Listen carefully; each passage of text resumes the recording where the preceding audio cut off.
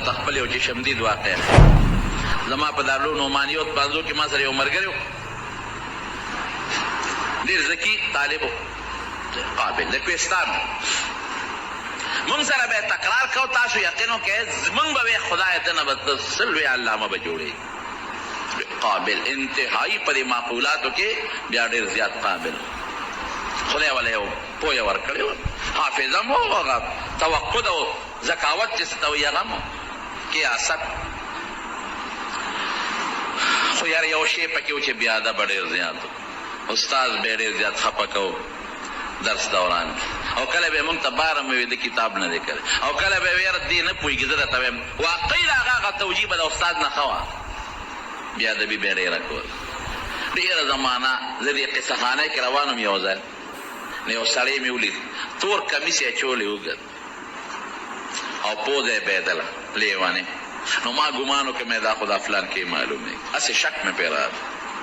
نو هسې سړي د سودا راشي د شیخ پنساري دوکان سره خوا کې دغه ځای کې مې ولید نو زه ورغلم غلی غوندې خدای لیونې داسې نه بل څه درته ونه چې ورنږدې شم نو هسې مې لکه فلان کې خو نه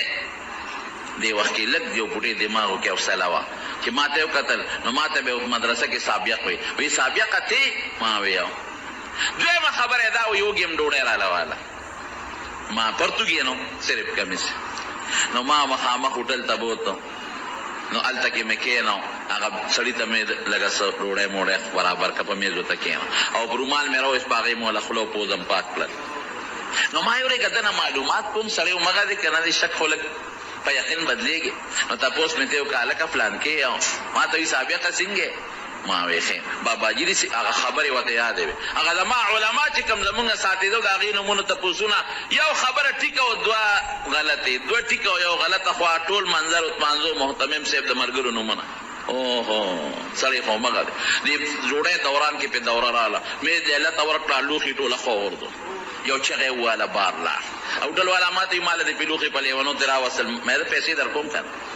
ما وی ګوره چې د استاز ادب او احترام پکې نو څومره قابل و لیونی ګرځېدل بازار کې ګرځي لیونی دی